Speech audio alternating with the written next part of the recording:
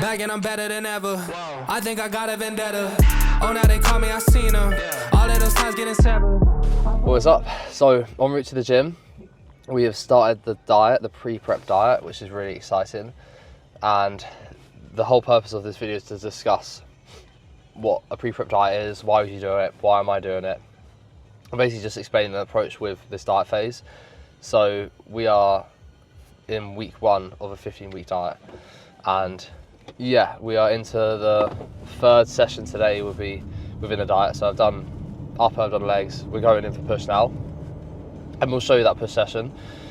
And also just discuss kind of like how I approach training when I am in a deficit, and some things that may change, some things that will stay the same. And yeah, I'm just very excited to be in a deficit to be honest. It's been a long push up, and for a long period of time I was pretty uncomfortable pushing food.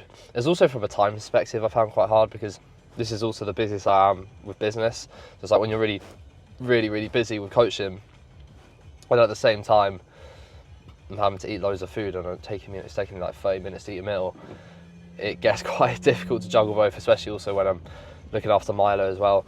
So yeah, it's been enjoyable eating a lot less, and I've been noticing hunger actually, which is a good sign. It shows that I'm going to be responsive. And to be honest, like, I just love that feeling. Like, I like the feeling of being hungry, to be honest, especially after a long time of not having that feeling. I always think that when there's someone, if someone in the first week of a diet like this is complaining about being hungry, bodybuilding probably is not for you, to be honest, because this is nothing. Like, the hunger you get at the start of a diet is absolutely nothing compared to a prep. And I want to stress that, so people expect and know what they're getting into when they do a prep. It's nowhere near what the hunger you would feel within a prep. So yeah, this is like enjoyable. Throughout this whole diet I'll probably enjoy it, to be honest. So yeah, it's exciting.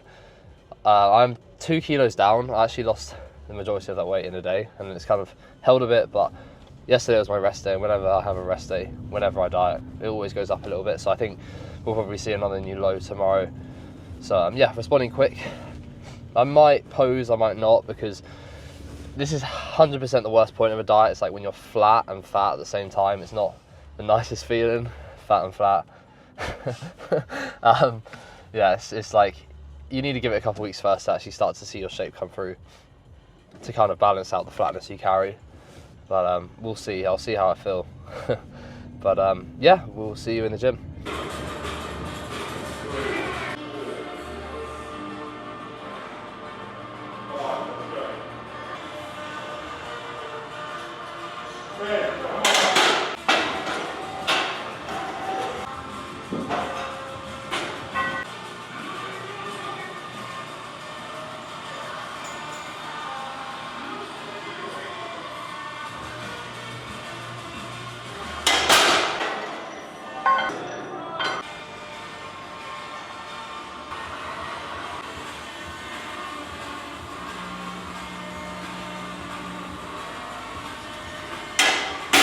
Warming up on high incline Smith, and I'm going to go to 3 plates and try and hold a rep range that might be a little bit more appropriate for retention long term within a diet.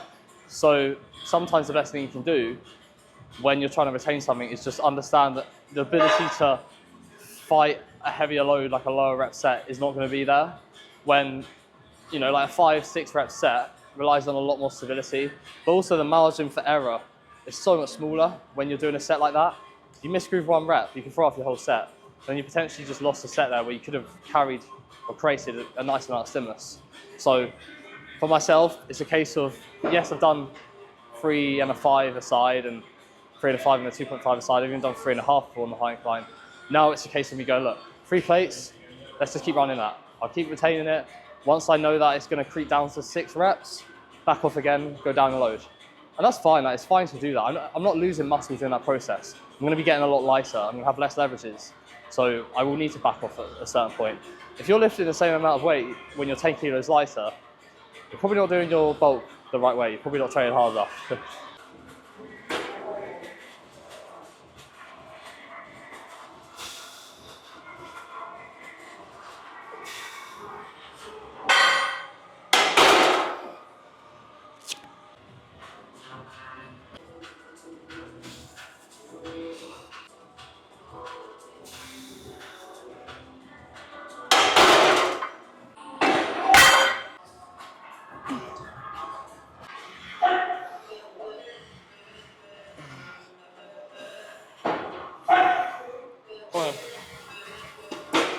Let's go.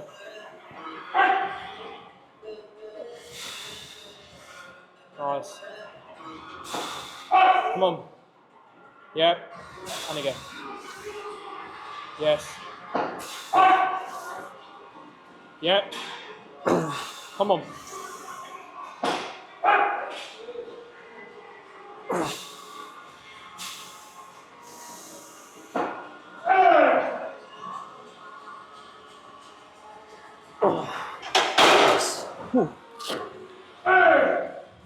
So I was happy with that set. I really cleaned it up.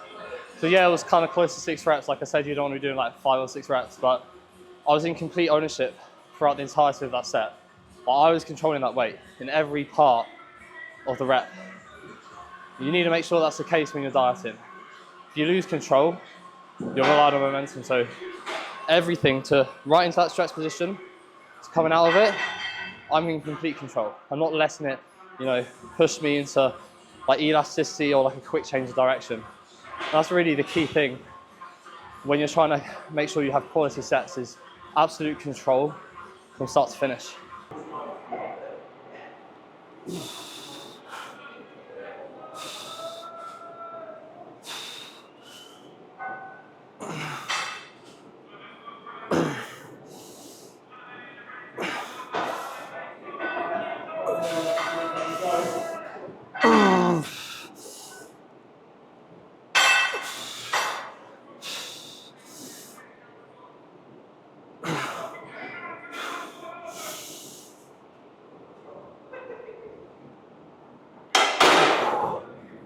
Oh. So how important is this ring for my goals? And that's a step tracker, kind of tracks my sleep, everything like that. I would say, unless you have goals to compete, these things are kind of like a bonus, but they're not essential. I think if you have goals to compete, you need to have a very good understanding of the amount of steps you're doing. Steps are calories, they contribute to burning calories. So you've got to look at it, and some people don't realize this, but it's like, if you do 2,000 less steps, on average, 1,000 steps is like 40, 50 calories. So if you do 2,000 less steps, it's exactly the same as eating 100 calories of food on top of your diet. Now, obviously life happens, we can't always hit our steps. But what that means is stuff like this can be really useful to make sure we're hitting our steps. But what I would say is, if you don't want to compete, the most important thing you need to do is get a good understanding of your daily activity, your routine. How many steps roughly do you do at the gym, at work, when you walk to work, stuff like that. And just stay in that routine. These are very useful when your routine changes, and then you need to know how much more you need to do. So focus on just perfecting a good, consistent routine first, and then this can be like the icing on the cake.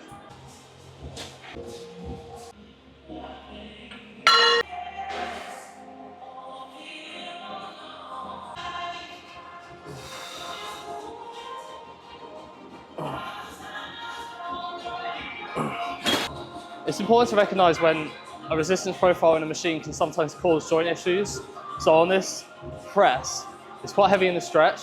I like that. I think it's good in terms of a stimulus perspective, in terms of the ability to run up progressions, having something that's not too heavy in the short, especially when it's second in. However, if you go really heavy on it and you lose control in that stretch position, you're going to get joint issues because you're just put in a very compromised position where it's very, very heavy. So today, what I'm doing on this is rinsing the control and making sure into that stretch position, I slow it down even more. So it might be a little bit quicker coming down here. I still want it slow, but it might be a little bit quicker. Once I'm getting into here, that's when I want to really brace hard, and that's where I want to keep the most control. So I can keep my joints safe. The sole side is just a better set as well. So yeah, you don't have to sometimes change a movement because you get joint problems. You might just need to think about what execution you're doing within the movement itself.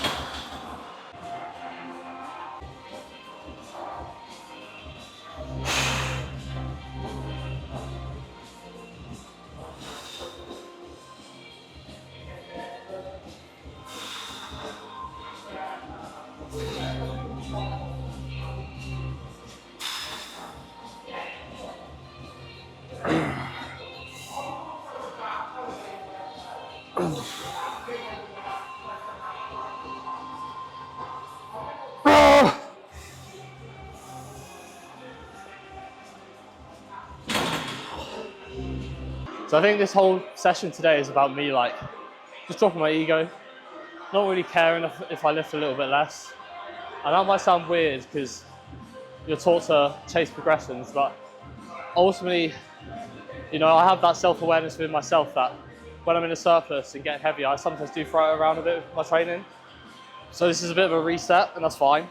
So understanding some things are going to drop off in load, but the control, the stimulus is going to be way better. I mean, that had no shoulder pain, so that's a huge win, because last time I did it, I got a lot of shoulder pain. So just more control massively benefits me. Yes, I'm lifting a tiny bit less, but I'm actually getting more from it. And I'm also allowing myself to retain it for longer anyway as well.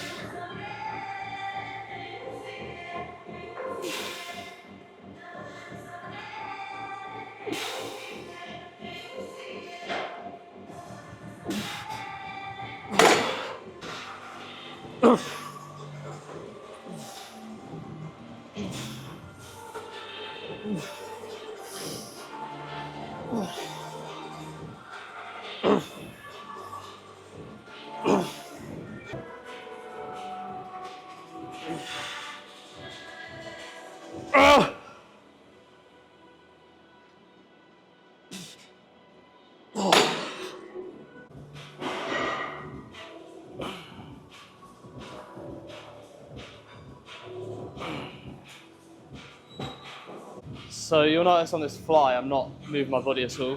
But sometimes people tend to like come back a bit and then they want to move forward as they contract the pec. But the reality is, when stability is going down, you need to be making the most of what a machine can provide, which is stability. So I need to keep as much points of contact on the machine as I can, within the limits to which happen where, I don't know, sometimes you need some fluidity and some movement of the body to help with the movement itself, if it feels good like that. But you just need to be mindful of like how much contact you need, because if I lean forward against the weight, how's that going to feel as I get lighter? It's just going to get more awkward, it's going to get more difficult to retain. And I'd rather not let myself be limited by my body weight going down. So I keep my back on the pad throughout and just push back almost to stay locked in as much as I can. I think this machine would be pretty good if it had, I could maybe even try it. If it struggles to retain, I could maybe put a band around my waist or something weird, but yeah, just staying locked into the pad matters a lot.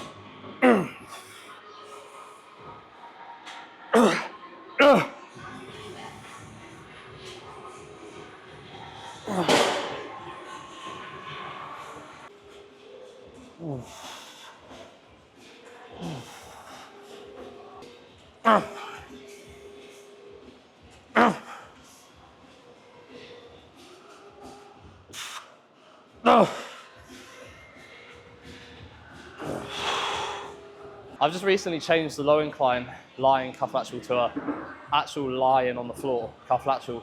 And the reason being I've done that is literally the same point I made earlier. It just feels more stable. Like my whole body is just lying on the floor. It's perfect. Like, it's so good. And I also like it because there's a clear reference point to where I should get the rep every time. So I can standardize the set so well, which is, you have your arms straight, put it back. Once your arm is like completely planted on the floor, that's a rep. You should feel that contact every time. So yeah, it's a really good movement. I actually saw Kuba doing it. And I thought, you know what, I'm gonna do that. Makes a lot of sense. It's also good because of the position and everything, because you're lying down. So you put the cable like down to the bottom and then it's kind of just above, and it just allows you to really load up that lengthened position, and it drops off. So you can really control it into the point where you touch the floor. And it's also perfect when it's a second exercise where your ability to shorten up a muscle is a little bit harder anyway.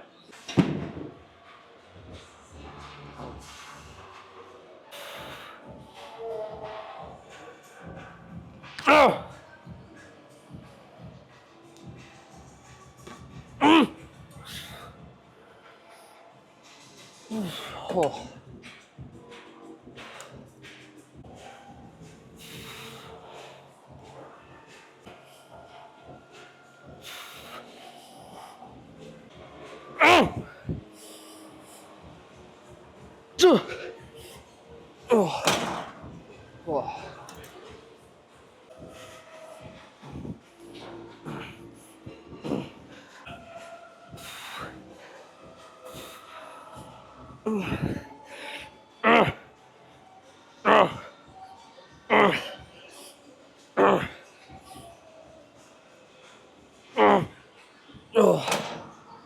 So I'm really focusing on getting strong, just doing that. Like, that's what we're doing, just driving the wrist down to my hip. And the reason being is, like, when I look at my tricep development, my long head is very developed, like here.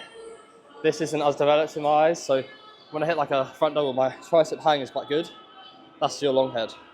But when I hit a side try, like, that's good, but this bit just, especially when I'm lean, doesn't pop as much. So I need to get more strong at just driving the wrist down to my hip and just getting my tricep as short as possible to flick it out, just working that short head. So yeah, that analysis of your physique is pretty useful when you're a little bit further into your bodybuilding career. You'll notice little differences like that, and then that's where you get a bit selective with the volume and you start thinking about things a lot more. It's why, like, when I get people asking me questions on Instagram saying, how many sets should I do for my triceps? I'm like, well, I don't know. I don't know your physique, haven't seen you. How can I say? So if you are asking questions like that, I really stress, get a coach. Get someone to assess your physique. Or at least just look at your physique and try and figure it out yourself, you know? You can't ask people, no matter how much knowledge they've got, you can't just ask someone on Instagram those questions. They actually need to get a good sense of your physique, your stress, your lifestyle, your training experience. Those variables matter a lot.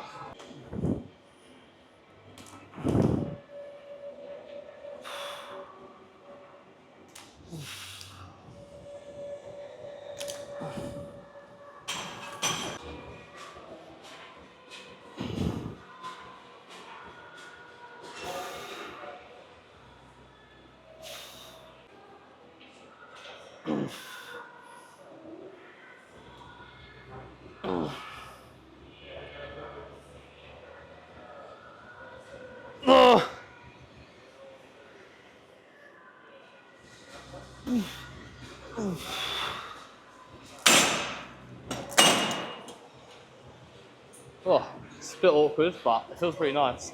I just wanted like something which I can bias a lengthened position. That's very stable, so I'm lying into this. The issue was the grip, but if you use chalk, it's pretty good. Because I was going to use cuffs. You're getting in and out, it's so difficult. It's so much easier just grabbing it. Yeah, it's called a katana extension, if you didn't know. And it's just biasing that length and range just above the head. And yeah, sometimes these flashy exercises can, you try them and you're like, actually, that's a bit awkward. But this is all right. Because I know I'm going to be getting, if I was bulking, that would be a problem. Because as I get stronger, it'll just get so hard to grip. So that was a pretty good push session considering the fact that I'm in a deficit. I'm enjoying this new challenge of going in there and trying to just retain and produce like high quality work that allows me to retain. I think you've got to kind of take enjoyment in slightly different things when you diet, in terms of just enjoying kind of using better execution, more control, and just facing this, like I said, this new challenge. It's like you go in a bulk for ages and you're like, I want to progress. And now your job is just go in there and retain. If there's something to progress, take it. But often I think when you're in a deficit, if there is a situation where you're going to progress and your form isn't absolutely perfect, I promise you the best thing you could do is within that set, go, right, I'm going to hit the same reps anyway, but I'm just going to make my form even better, because then you're just going to retain it for longer afterwards. Sometimes you might overreach, you might take a progression, but then you come back down and then you regress quicker, and that's because you just chased it too quick. You chased something that in reality wasn't there and wouldn't be sustainable. But yeah, so good session. Obviously, yeah, just starting the pre-prep diet. I was pretty happy with how I looked when I posed. I remember my last mini diet, obviously it wasn't a pre-prep diet, so I started it a lot softer. And I remember just looking very flat, but still pretty soft, and it wasn't fun. I already feel like I can see elements of detail coming through, a nicer shape already, and I don't feel that flat. I feel like insulin sensitivity wasn't as bad as last time, so entering the deficit immediately, I've been pretty responsive, and I've been able to kind of use food really well straight away, whereas sometimes when you enter an aggressive deficit from a soft, unresponsive position, you enter it and you just feel flat and you just don't use food well at the start and it's a bit slow. So yeah, I was pretty happy with that. But yeah, in terms of the pre-prep diet, so like, why was you pre-prep diet? I think it'll be useful to talk about this and why am I doing it? So just to put things into perspective, my last prep, I started prep at 87 kilos and I finished at like 70 at the absolute lightest, and I reversed up to 73 on stage. So in terms of stage weight, from the starting point, I lost like 15 kilos pretty much, 14, 15 kilos. This next prep, I'll be starting prep lighter than I did 2 years ago. I'll be starting 85 kilos, which will give us a lot more time to lose steadier, which allows for more muscle retention, and we'll be able to be ready earlier. And then once we get ready earlier, we can slow it down, we can use high days. So we're basically doing a lot more fat loss now, further away from the prep. And what that allows us to do, and this is why a pre-prep diet is beneficial, is it allows you to push and achieve good fat loss when you're very fresh and you can get away with it. Especially because you know after the diet, you're going to have a few months to increase food, freshen off, push performance into a very positive position for a sustained amount of time, that you can do that. So the goal will be to go down from currently, I started at 95.6 kilos. The goal will be to go from there down to 80 kilos, 81 kilos, around that, and then reverse up to 85 kilos. That's what's going to allow me to retain my muscle very well in prep, as opposed to, which some people will do, they'll start from that position like right now and they'll lose 20 plus kilos in a prep. What happens is, because you weren't able to balance that off with more food in between and you've just endlessly been losing, you're just going to be very fatigued, you're not going to be fresh, you're going to lose muscle. You're not going to be able to use high days often in your prep because you won't have the time to do that. You have to continuously chase fat loss. So the pre-prep is basically allowing you to bring the condition you need without driving up stress and fatigue too much. So yeah, it's a very good tactic and it's a smart thing to do, especially for naturals. We can't cope with extreme fat loss for a sustained amount of time. If we do that, if we lose more than 1% of body weight per week, we're more likely to lose tissue. So that's the plan of action with the pre-prep. In terms of the approach, like I said, like 15 kilos pretty much in 15 weeks, like 14 to 15 kilos in 15 weeks. And the goal is to lose pretty quick at the earlier stage and then slow it down a little bit later on, as you should always do. Like I said, lose assertively when you're fresher, slow it down when you're more lean. And we might actually even see some high days later on in this pre-prep, just to really protect performance as much as we can. We're trying to really hold performance throughout the start as much as we can, keeping fullness, because sometimes when you come out of pre-prep or a mini diet and you're very flat, there's like a month where you regain that and it looks great, you feel like you're growing a lot, but you're just kind of regaining that fullness. If you can protect that fullness throughout, straight out into the surplus, you're now chasing new tissue, you're now pushing things again. So that's what we're trying to achieve basically. Yeah, I honestly would stress that anyone that needs a good amount of body weight to lose, do a pre-prep, do it ahead of time. The last thing you want to do is be chasing your tail at the end of a prep because you didn't do that. So yeah, hopefully that is pretty clear. I'm just trying to think of anything else that I'll talk about, but yeah, my food wise, I'm on 350 carb, I'm on 50 fat, 230 protein training day, I'm on 300 carb, 55 fat, 230 protein non-training day. So that's come down from like 600 carb training day, 500 carb rest day. So a big reduction in food, and that's exactly going back to the point I said, we want to move assertive at the start. Don't waste time. I see people, they do like mini diets, and they're trying to almost face this challenge of like, oh, I want to see if I can lose weight on like 4,000 calories or like 3,000 calories. Sorry, well, obviously 3,000 calories, but like 4,000 calories is too much. There's no point doing that. Move a little bit quicker at the start. You know, I would always, for anyone, I would do at least 3,500 calories or less, to be honest. So yeah, that's what I would suggest. But yeah, hopefully that's all clear with the plan of action with the pre-prep. Very excited for this new phase, to be honest. I can't wait. It's been a long time bulking. I feel like we're finally at the exciting part now. After a long 2 years, I've never took 2 years off since I've ever started competing. There's always been max a year off, and I've actually only had a year off once. And I started competing when I was 19 and I'm 25 now. So it's been a new process for myself, but something that has shown me why it's so important to do that. Like, I now know the importance of taking these extended off seasons if you want to push your physique as an athlete. And I feel like we've now earned the right to do this pre-prep and enjoy it at the absolute best. Chase that delayed gratification. That's what it's about. But yeah, appreciate you guys supporting the YouTube as always. Thank you for watching. Like and subscribe if you're, well, like if, as always, subscribe if you're new. And yeah, I'll see you in the next video.